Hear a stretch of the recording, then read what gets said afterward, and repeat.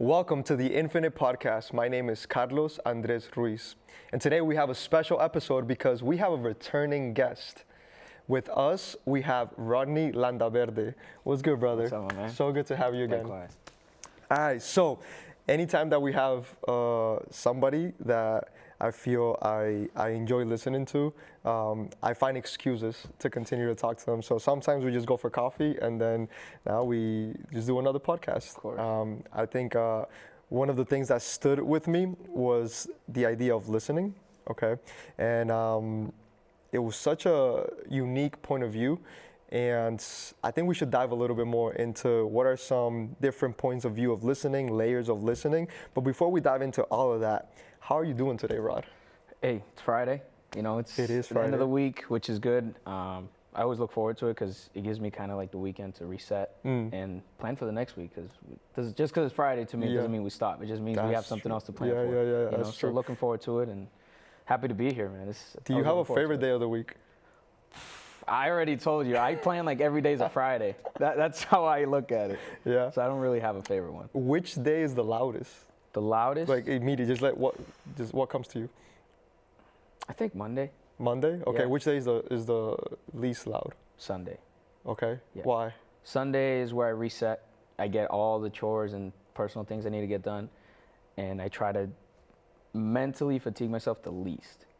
So that the rest of the week I can attack it with 100%. Okay.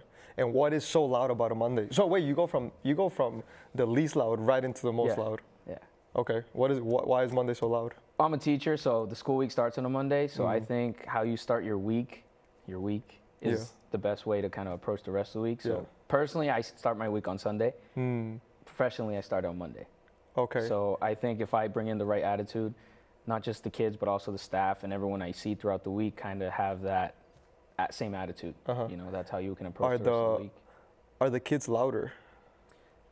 It depends, I guess, depending what time of the year it is. The older kids, you never know what you're going to get. The younger ones are definitely like, they're there, energized, ready to go regardless of what day. I feel like, if I remember correctly, I would have more energy on Friday, although it's the last, because I'm ready to take on the weekend, and I probably had a game or something. Yeah. But and then Mondays it'd be like dragging, like, oh, I got a whole week ahead. That's interesting. I actually had never asked myself that question. But I live such a weird week that there's no Monday when I don't even know when my week starts or my week ends. Do you have a favorite day? Do I have a favorite day? It would have to be depending on the season that I'm in. So in the fall, I think my favorite day was Monday because I had more of a gap. I was normally just doing Everett on Mondays. And so I didn't have to go to Eastie and then make my way to Everett. So I knew that when I finished Sunday night, I had about 20 hours open to replenish, I would say. But normally, favorite day, I love my Sabbaths. Nice. We're gonna find a new Sabbath rhythm now that all the seasons are over, and I don't know, there's just something about spending time with God. And I think when you talk about listening, like, I think when there's a lot less noise out there, I feel like I hear so much inside of me, whether it's from me or from God. But yeah, I would say that's my favorite day. Do you have a least favorite day? I don't have a least favorite day. I don't support the idea of people complaining about Mondays. I don't support the idea of complaining. That one, period. Period. Period. And when it's specifically about the week, when people are like, "Oh, it's Monday," that's when I'm like, "You just basically started a 1-0. You're down 1-0. Because you're already approaching it like only bad things are gonna happen. That is so true. And that doesn't help your mindset or how you're gonna approach anything else. Yeah. Yesterday we were coming back from Bedford and we were starving, and it was like when it's evaluations, it's a little bit later that we finish, and so we had prepped half of the dinner, but then we ended up going to Chipotle. How do you feel about Chipotle, by the way? I think it's a great little quick stop if you don't have it. Yeah, I like it. Yeah, I think I was a big fan when I was in college. Like, I could do it every day. Now I'm like, but it just has things that you feel like you didn't eat as unhealthy as like the other ones, and the price is fine. Yeah. But so we went to Chipotle, and when we got out of the car, I saw that Mel grab her fanny pack, and then in my head I was like, why did she grab her fanny pack? It was like, there's no need. And one of the reasons that we went to Chipotle was like, this was our decision making. It was like, okay, we can go home and finish dinner and then eat dinner and then get ready for bed, or we could grab something and avoid that extra time that we'll spend making the dinner, and we could just get ready for bed. Yeah. And so the point was like to save some time. And then so we're walking into Chipotle, and she has her fanny pack, and then I'm like, why did she bring her fanny pack? Like we normally have one card that we pay with the phone. Yeah. But you know, when you get married, you learn to ask less questions, although I love questions. And so I chose not to say anything, and it was late and whatever, maybe out of habit. And so we go into Chipotle, we get our food, we eat, we have a pretty decent meal. And then we get in the car, and then we're heading home. And we park the car when we get home, and Mel is like, where is my fanny pack? And so the fanny pack was still at Chipotle, and I was driving at that moment, and so then she was like, no, you don't have to come, and I was like, no, like I'll still go, I just won't drive. And then at some point I said, I was wondering why you took the fanny pack, and today I realized that that's the shit that you shouldn't have said, because that's not helping anybody in that given moment. No matter what, we have to go get the fanny pack. I feel the fire. Right? Yes. So one, I heard something inside of me say when we were walking to Chipotle, point out the fanny pack, and I didn't listen to it for whatever reason it was that I didn't articulate it. And then when we were in the car that we had to make our way back, I said what I heard, which in that moment I shouldn't have said it. And so because you brought up the idea of listening, I want to dive in, and it's easier to talk about listening when it's listening outwardly, but I would love to hear maybe about what do you hear when you are just listening from the inside out as opposed to the outside in, or do you not have a gap in between those? Mm-hmm. It's funny sometimes because when you have a conversation with someone, regardless of the topic, I feel like it's an exchange between two people that I'm giving you my ideas, you're giving me your ideas, and it's gonna lead us somewhere, regardless of what it is, right? Usually with us, we start somewhere and we end up on the other side of the field. You know? Yeah. But that's the beauty of it, I think, as well, right? A conversation can't happen unless you're listening, because I'm adding on to whatever you just brought up, and whatever I finish off with, you're gonna add on to as well.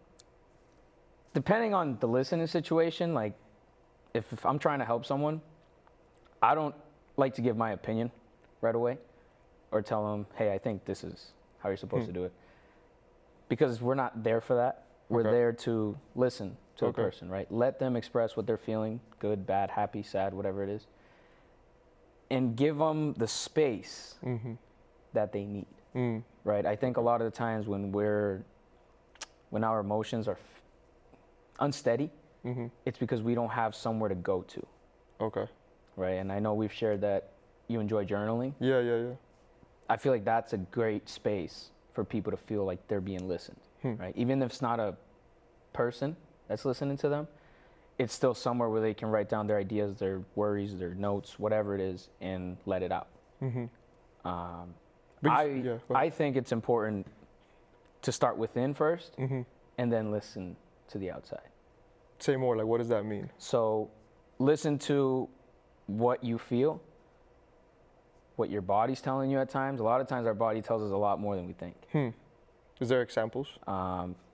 Clear one, if someone's nervous, the body, you can kind of tell, right? They probably touch things a lot. They twitch, they look around the place, they don't know what to do, they stutter their words.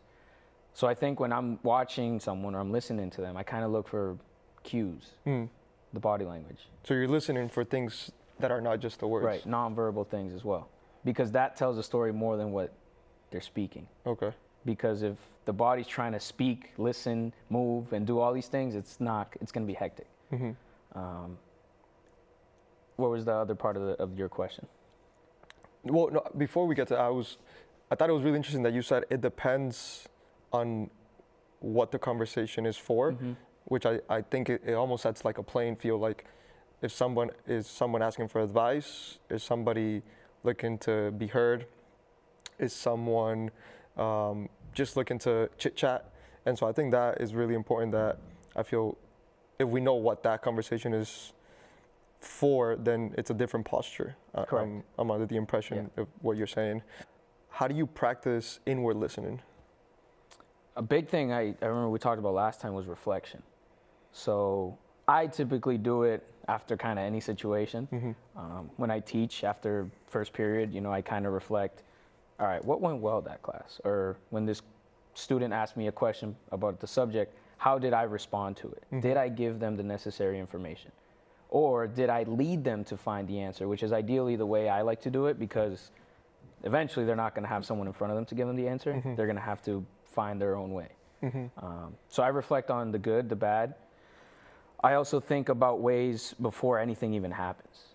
So like preparation for me, I try to listen and think about my experiences prior to that and see, all right, I did this last time. How can I make it better next time? And I think by listening to myself and being honest, it kind of gives me a game plan of how to approach it as well. I also try to predict what type of questions are coming about. What helps a lot with that is having that emotional intelligence with who your audience is. I think that's very big. Knowing, even if you're the speaker, you need to listen to the room and who's in it. Right? And I think, like, going back to the body language and the cues, if people are maintaining eye contact, nodding their head, looking at you, having questions as well, that's all telling you, hey, they're engaged, they're listening to whatever you have to say. Or if they, have a question and they just jump in and ask you, it also says they want to continue to hear what you're saying. And then that's where you got to turn on the listener ear and kind of listen back to what they're saying. Yeah. I really think that listening is a undervalued skill, I would say. Because I do feel that there's this, I've been asked this question of, should you listen to understand or should you listen to respond? And I have a feeling that the right thing to say is listen to understand. But I think the right thing to do is to have a good balance of both. Do you listen to understand? Do you listen to respond? Or do you find an in-between? I try to find a common ground, because, and it happens to all of us, I would say, a lot of times we say things without getting anywhere, right? So to be really good at listening, you have to break down whatever someone says and take what they actually meant and answer that question. As a teacher, I will say a lot of times students ask questions that they're considered stupid questions, but I don't think they're stupid. I just think they don't know how to articulate it properly. And by getting to know them better on a personal level, you can understand where they're actually coming from. If a student's struggling in a certain subject, they probably know what they want to ask, but they don't understand the subject. So it's hard for them to kind of put the pieces together and come up with an accurate question. So understand how to listen, but then also interpret what they're saying, right? So try to take pieces from that and get it to where you want it to be. I realized that there's so many voices inside of my head. I don't know if it's just me, but I feel like they're not just a lot of voices, but sometimes even contradicting voices. And it's like 5 different Andreses saying 5 different things. And I think I would love to know could you share how many rods you feel live in your head? It could be like from a coach to a friend to a teacher, or do you just see it as one rod? I like that perspective that you say that, because people refer to it as like hats. How many hats do you wear? Like you coaching hat, teaching hat, brother hat, whatever it is. There's sometimes there's no rods in my head. Like it's blank. Like where there's nothing going on. Interesting. Typically Sundays, right? When I don't really need to put mental energy into things. I kind of find myself Wait, so is that just silence, or is there something else being said? Just silence. Okay. Just kind of the thoughts are there, but I'm not really trying to figure it out. And I think that's where I can reflect. Like, oh, okay, there's zero judgment, zero kind of conclusion here. We're just here. We're present. I find myself trying to be authentic as much as possible. So I want to lean towards one rod. Okay. And because of the different titles and spaces that I'm in, I'm able to kind of manage it with just one. Okay. Rather than, okay, I'm a coach right now, I need to act like a coach. Yeah. Oh, I'm in the classroom, let me now act like a teacher. Or I'm at home, or I'm with family, let me act like, I think it's important to be as authentic as possible, but you also need to adapt at times as well. So is there any times where you're that like, oh, this is Rod the teacher talking, or this is Rod the coach talking, or this is Rod the soccer player, or like even Rods that you're no longer that could be talking at the moment? Like sometimes I get too competitive and I'll start talking shit in I don't know, in a scrimmage with the players that I coach, and I know that's Carlos, the soccer player. Yeah. But is there any times where you can identify which Rod is talking? I typically identified it when it's too late, or it's afterwards. Okay. Right? It kind of just comes out, and then when I'm thinking about it, I'm like, wait, that wasn't the time I was. Is there any examples that just come to mind? I think it happens more in the classroom since I'm there so much as a teacher. I picture a teacher as someone who you're there to kind of mentor, teach, and guide students, right? Like help them figure out the answer, not just give it to them, because you're not really teaching them life skills at that point. You're just there giving them answers. Where if I have a student who's struggling and they kind of just give up, you can't give up in sports. Like it's not a thing, Like if you give up, that means you're defeated. So that's when I kind of turn on coach mode, or like player Rod, or I go up to him and I'm like, hey, what's going on? All right, let's find a way to figure out we're not done. Like we have class time. Let's take advantage of what we have. So let's turn it up now. Okay. And that's where I start to motivate them. And because I know who they are, what they like, what they do, if they're an athlete, if they're an artist, whatever they are, whatever their domain is, I try to tie that into whatever subject, whatever worksheet we're doing, and find something to fire them up a little bit. Some kids need that fire. Yeah. Other kids, you can try to light it up as much as you can. It's not going to work because there's external, internal factors that they just don't want, So it's like I find myself sometimes trying to push a kid, and they, kind of answer back or fight back, and just be like, I'm not doing it. Yeah. And that's a battle that I learned early on, that some things you kind of just need to let go. Yeah. So. Is there a Rod that you feel like in this season of your life talks the most when you think of the different versions of Rod? Patience has been something that I've known I've always had, but it was never the most profound one. I've always been someone that wants to get things done when it's time to get them done. Perfect example is when I do laundry. When I take it to my room, I'm putting it away. Like, I know there's people that I'll do it later type of thing. I can't. Really? It's just my routine, the way I am. When I wake up, I have to make my bed. I have to make sure I leave it nice and clean. After I cook, I need to clean everything, or at least wash everything and then let it dry. I kind of can't, like, all right, I'll do it later. Because I know, because I'm delaying the process of something happening. You're just stalling? Yeah. And I don't like stalling. Because then that's going to stop me from doing something else. Like, I need to check things off and make sure I get them done. Okay. Because then I'm just failing myself. And do you ever have any voices telling you to, like, do it later? Sometimes, but I just shut them off. You just how do you for people who don't have it? Because me, I still drop it on the bed. I know I'm gonna do it because what I actually do is I put it in a place where I can't avoid it. So then it's the bed where I'm gonna sleep. Smart. So regardless, I got to do it by the end of the day. But I like, how do you talk to the voices that wanna help you procrastinate? Or how do you learn that skill? I kind of tell myself, like, hey, if you don't do this, you move on to the next step. Yeah. It's kind of like when I was a kid, it was like, oh, you don't want to do your homework? Okay, you can't play outside. Wait, but I want to play outside. All right, do your homework. Okay, got it. Now, let's move on. Yeah. Okay. And I think it's been ingrained in me for so long that now it's like, okay, if you want to do the next step, you got to do this. Let's check it off. Let's get Is that evidence that you don't want to do that? Don't want to do whatever you have to convince yourself to do? I think it might be, to an extent, yeah. So what are things that you do that you don't need to convince yourself to do? Like I naturally just... Yeah.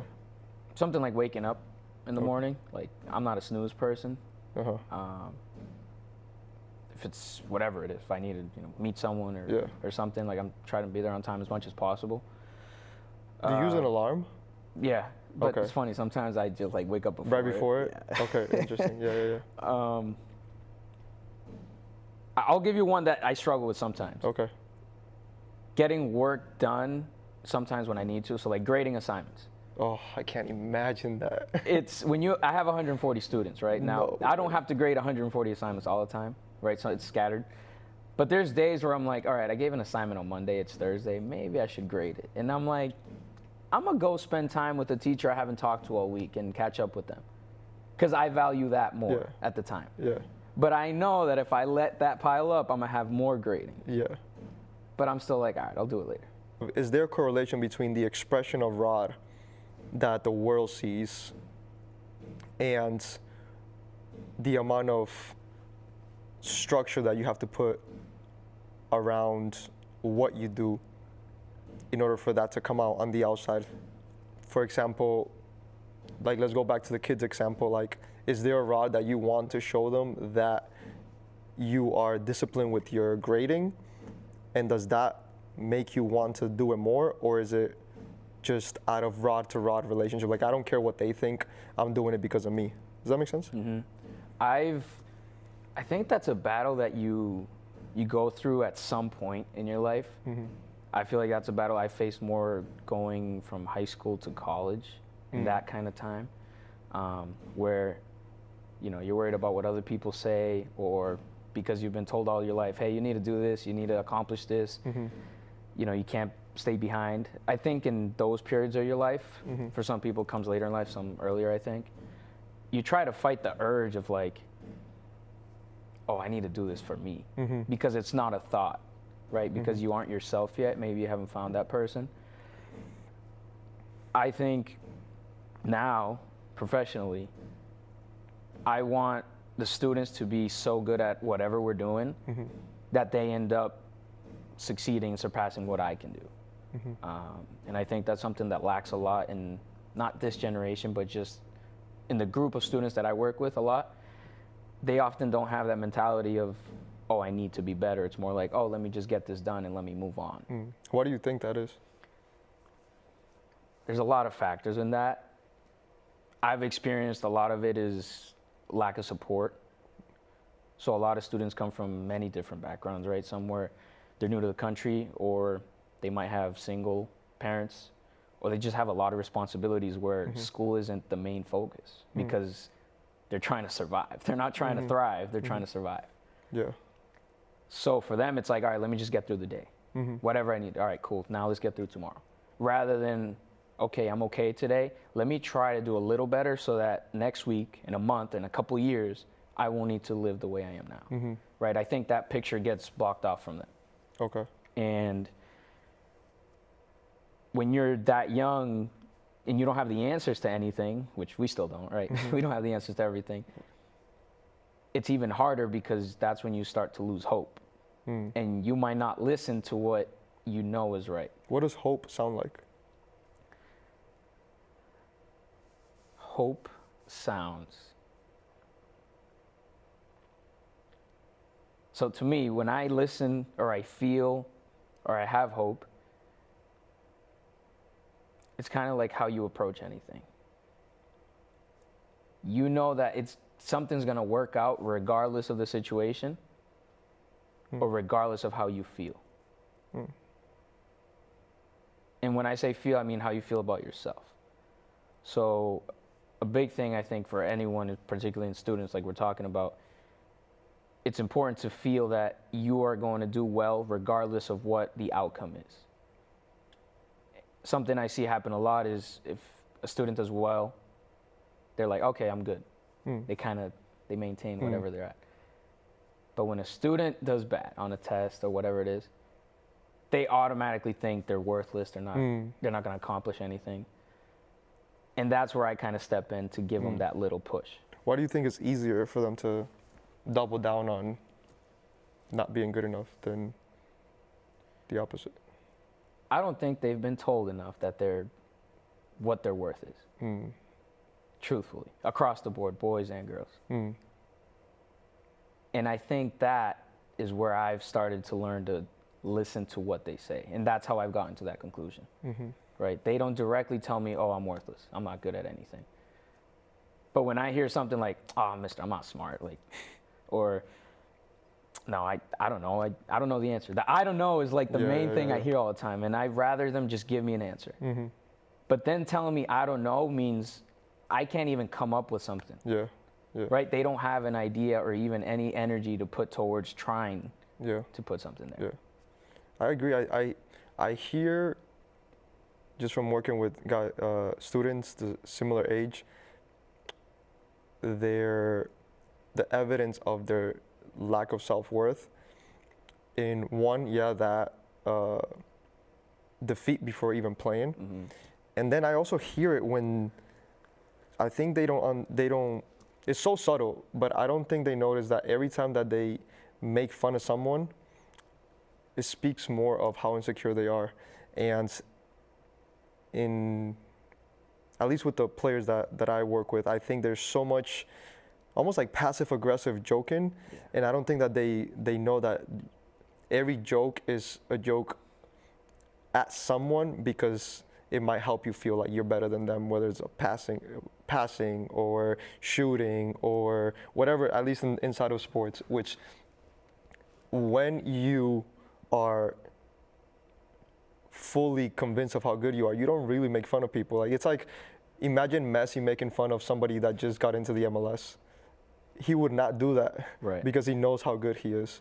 And I do think that there is an incredible deficit of how much, and I don't know if it's just kids, I would say humans in general, they don't hear how good they are, and it's so difficult to have hope in anything if you don't feel that you're good at anything.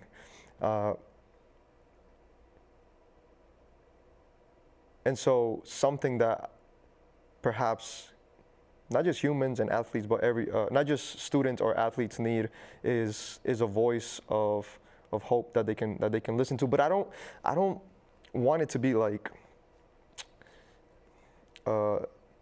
hope without substance. Like, I don't just want to tell somebody like you're good at because you did. Like, I give them an example of what it is that you're good at, call that out, and I do think that listening comes in. For example, Coin has this incredible ability to shift the energy in a room with what he says. And it could be good or bad, but he has the ability to do that. And if you listen to Coin long enough, and if you listen to Coin and the space in which Coin is in, you know that he has an incredible leader inside of him. And if you now go and tell him and prove to him, like, yo, the space shifts and people either fool around more when you step in, or people become more laser focused because of you, then Coin is gonna leave thinking that, oh, there's hope that I can lead another human being, or that I can influence the space.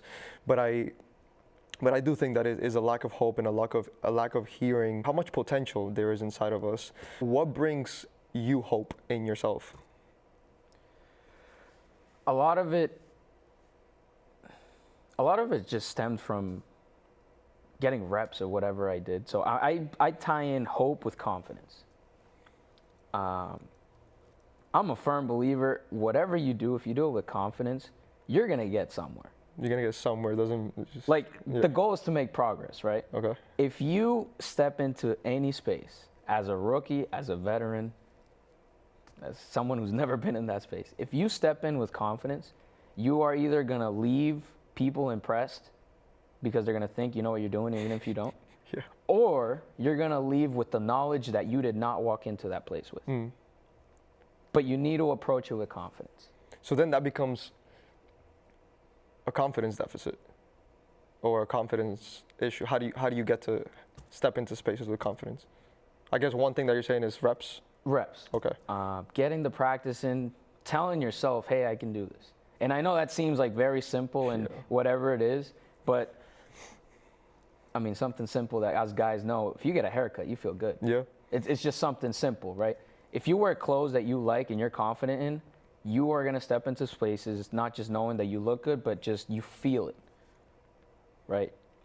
So what gives me hope is the confidence I give myself, the reassurance that everything is going to go well. Why? Because what's the point of hoping something goes wrong?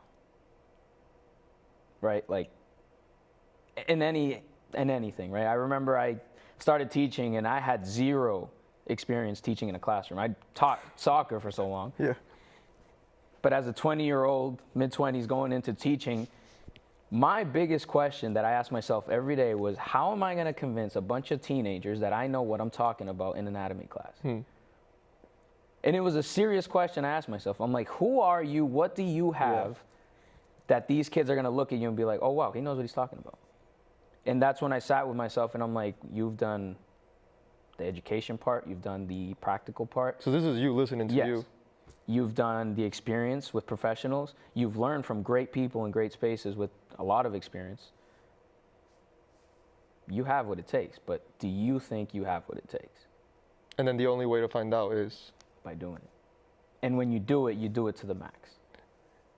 What happens when you go do it and you're like, damn, I missed the entire presentation, the entire teaching point, or do you not have moments in which? And it's happened a lot. Okay. There's been times, even in the past past 2 years that I've still been in teaching, there's been times where I leave or the students leave the class and I'm like, yeah, I don't know if they got everything I'm trying to say.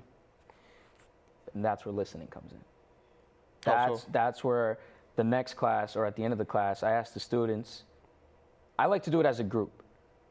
Individually, I feel like they might think I only care about their opinion, right? Which I do, but I don't want just one person's opinion. I want the entire class's opinion. And I ask them, how did you feel about whatever subject it is? Or did you leave today knowing a little better? Or I just start with kind of a review in the next class. Last class, what did we work on? What do you remember? And I challenge them to kind of see what they missed. And that's where I look at myself too and I say, hey, you need to work on this, you need to work on that. So literally listening to the audience can give you all the answers you need. Right? Because at the end of the day, I'm not the one learning there as much as the students. I learn a lot from them, but they're learning the subject. So is it, I guess what I hear is like, regardless of the words, it's just an exchange of like, what is the hope they need and how can I infuse hope? And the hope may be to learn. The hope may be to learn the subject. The hope may be to get a better grade. The hope may be to go to college. The hope may be to make my parents happy. The hope may be simply to learn. And then when you find what the hope is, then on the other hand, you give them the substance that will infuse the hope. But the hope has to come from within them, and then you try to meet it. Correct. With individually or collectively? It's situational. It's easy to teach a student that wants to learn anatomy. Okay. That's probably like every teacher's dream who wants to. It's like, oh, you want to learn it? You're going to raise your hand every time? You're going to do every assignment on time? That's a dream. Yeah. But that's not. I don't like it easy. I really don't. You prefer the students that don't 100%. Want to learn? I love the students that come in talking on their phone because then I go up to them and I'm like, hey, how's your day going? Yeah. And they probably get caught off guard because every other teacher's been asking them to put it away, to stop talking. And build that connection, build that rapport a little bit. Listen to what they have to tell you, and they're going to give you the answer every single time. And I've had students who come in, they don't talk to me at all. When the last class, we had a full-on conversation. And just by that, I already know something's wrong or maybe something's off. So I approach it a little different. Because the students that want to be there, they're always going to be there. Not ignore them or exclude them, but more so know they're there. They're kind of, they're holding it down for you. Yeah. But if we can get the other ones to learn from them, then we might be able to create something. Okay. I like that. I had not connected hope to listening, or what hope sounds like. And I hadn't connected it necessarily with confidence and how to get the confidence. When I think about the 3 pillars of the podcast, and just for me, it's 3 pillars for me of my life. So relational intelligence, emotional intelligence, and character development, they each have a word at the center that is actually where they come from. And hope is one of them. Hope is the center of emotional intelligence. And we feel that hopelessness comes when you don't have control over your emotions, and your emotions are at its worst expression when you're hopeless. And so if somebody is having issues with their emotions, it's simply because they don't have a reason to get up in the morning. Right? Then we have relational intelligence, which is driven by love. And you don't even need confidence to do something for love. If you're in love with something or someone, you don't think about twice, am I good? I heard a story of this guy who was in a Disney cruise, and his daughter fell over, and he immediately dove in and went to save her. He didn't try to think, do I know how to swim? Where I land? Am I a good swimmer? Right. Do I have confidence in my swimming? No, I have confidence in my love for this person that I'm gonna go save. Will we make it on the other side? It didn't even matter, you know. And then character development, it's the expression of faith, and faith to the reason I put a rep in is because I have faith that something's gonna come out on the other side. And I don't know what it's gonna be, but I go to practice because I have faith that I'm gonna do something in the game. And then you lose the game or win the game, but I have the faith that if I put one more practice session in, the next game might be better. It's crazy how much we function out of faith. Like, just put in an alarm. Like, you have faith that you're gonna wake up the next day, you know. And when I plan a trip with Mel, we have faith that we're gonna make it. Right. We have faith that we're gonna be able to afford it. And so these 3 pillars of ours are based on those: faith, love, and hope. And I wonder what it would look like to hear or be more intentional about listening to those 3. What does love sound like? What does hope sound like? And what does faith sound like? I love when you give me an answer for what does hope sound like. I would love to know what love sounds like for you. Oof, that's a big one. It's funny because the word love it's not something I avoid. It's always been a term I respected. Because I feel like if you give it out, you might not act on it as much. At least that's how I kind of looked at it. You know, I often hear people say, I love this, like, I love this food. You know, I love going here. It's like, I love chocolate, and I love Mel. Like, really? Like, yeah, those right. are. It's like, do you really, like, do you love it? You're like, putting the same word in both. Right. Yeah. It has just so much depth to it, the word love. Because for me, love, is that contradiction. Like, are you willing to give up everything for it and still not get it? And still not get it, I think, is the... Right, because, like, you can love something. Are you willing to do what it takes to get it? And if you don't get it, are you still going to love it at the end? Right, I think it's very profound for people to kind of assess sometimes, too, because I can say I love being a coach, because I genuinely do. But if I lost it tomorrow, how much would that affect my life? And I think listening to how people say things, sometimes it gets overlooked. Like when people say, "Oh yeah, I love you," like, you know, I mean that. You know, like whatever it is. Sometimes we hear it and we're like, "Oh wow, we feel appreciated." Like that person does it. But do they show it? Do they, you know, reciprocate it when you do it to them as well? Or maybe you don't feel the same way. Right? If someone says, "I love you," and you don't love them back, do you tell them? And you don't even know that, like, you not loving them back the same amount increases their love if it's real. Yeah. Yeah. So love for me, it's, again, it's a term I respect a lot because I think you really have to mean it. And it sounds like something you're gonna do whatever it takes to get. You know. And I think sometimes people don't go that far and think about, wait, I don't think I would do whatever it takes. You know. And knowing that is also good. You know, if you know that, no, it comes to a point where I can't. Well, I'm under the impression that if you're not willing to do that, it's because there's something else that you love more. But it's still love driving you. Yes. You know, like, I say I love somebody, but I'm not going to spend time with them. They can feel however they want, but I have to know that me saying that I'm not going there is because I love something else. And that might be alone time, that might be hanging out with somebody else, that might be I want to watch soccer, that might be, but just knowing that it's all an expression of love. There's absolutely nothing outside that we do that is not love. Now, is it healthy or not healthy? Some of the things that we end up loving or falling in love with, that's a whole other episode. I think the most toxic relationships are the ones that the other side doesn't have the capacity to love you back. Now, they don't have to love you back, but if they don't have the capacity to love you back, it's going to be toxic. But I think everything we do is informed by that one. So if you could put it in a sentence, what does love sound like?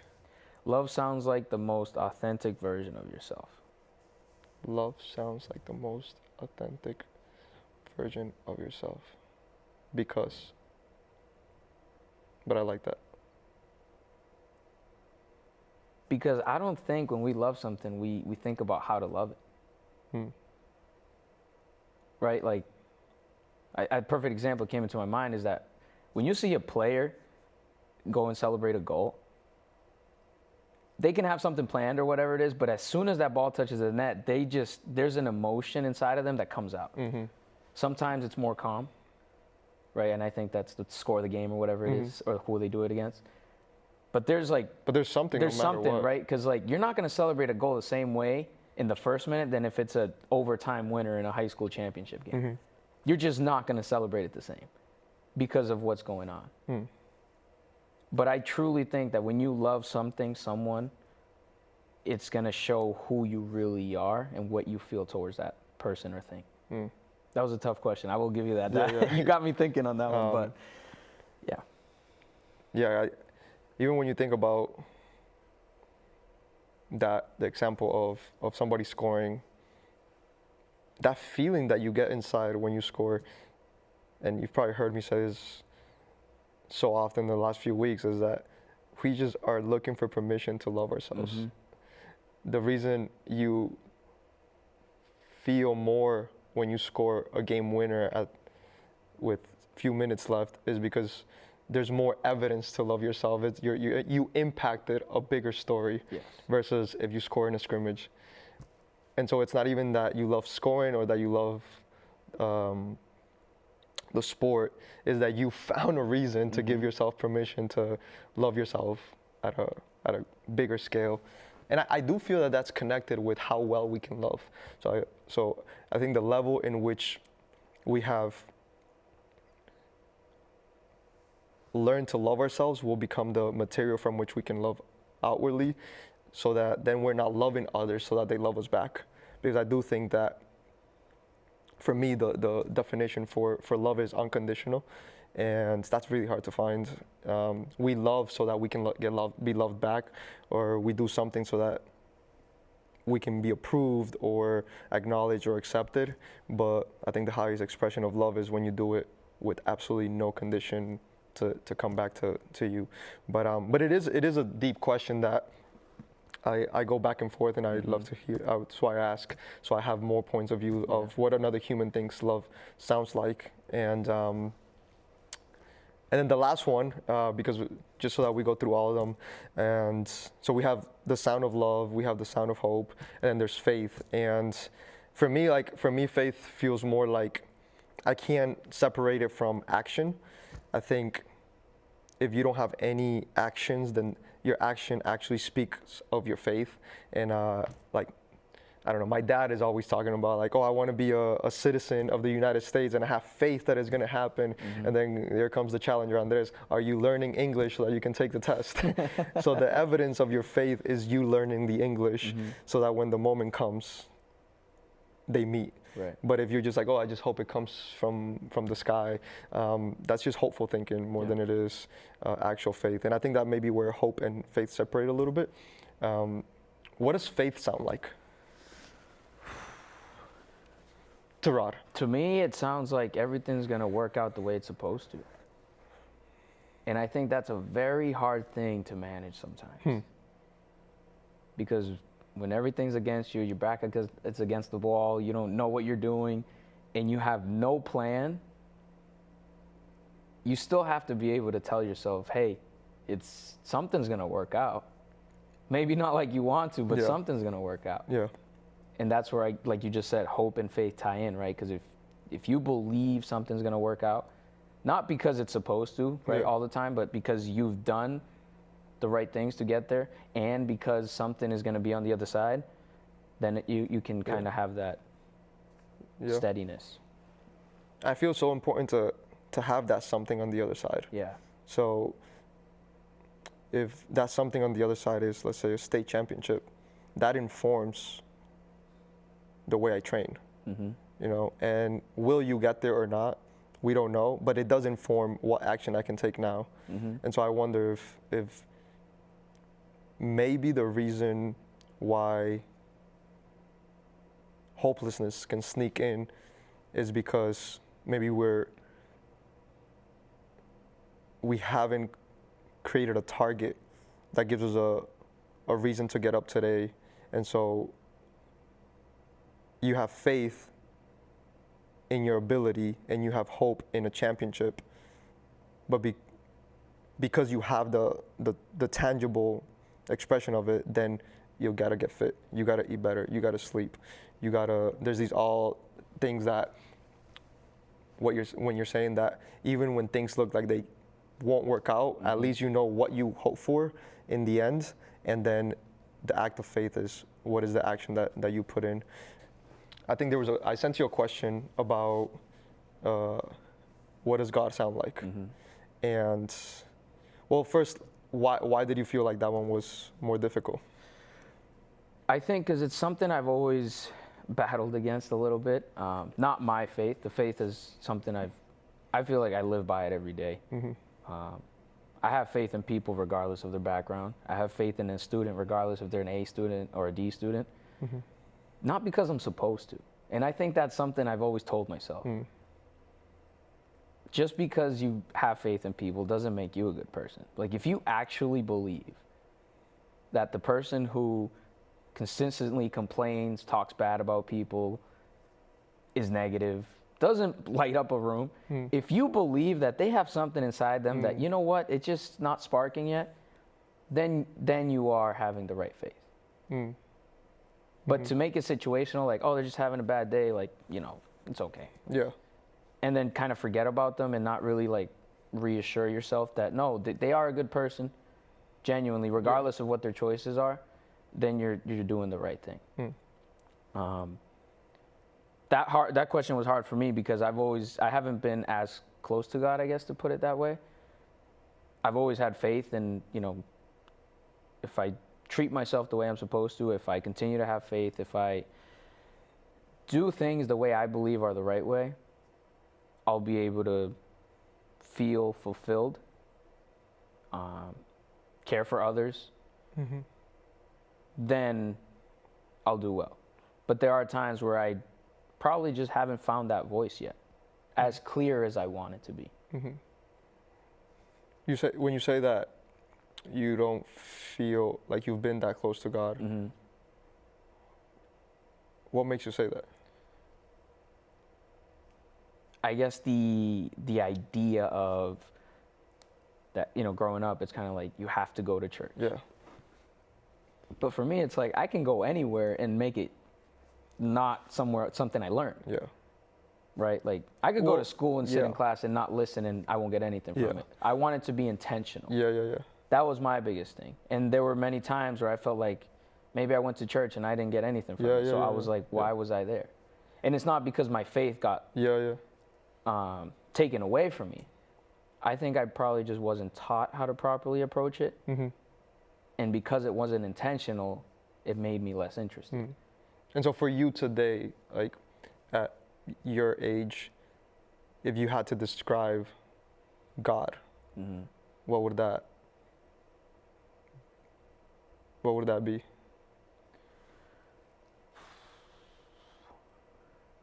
I kind of have like ideas of it. I guess a higher power that I can go to, not as a resource, more as